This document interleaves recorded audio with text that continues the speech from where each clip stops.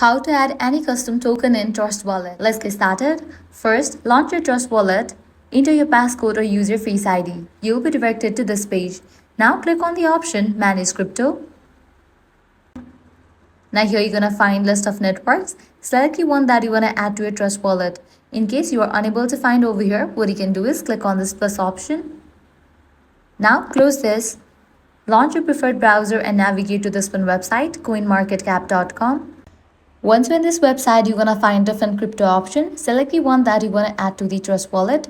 So I'm gonna select this one, USDT. You'll need to know the network of it. So you can navigate to the About page. Know its network. Then you can navigate to the Overview page.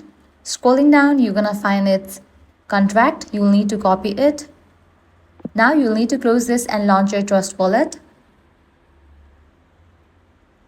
Head over to the Import Crypto page. Click on this drop down and select the network. Then in the contract address, paste it. Click on Import. With that, the selected network will be imported to your Trust Wallet.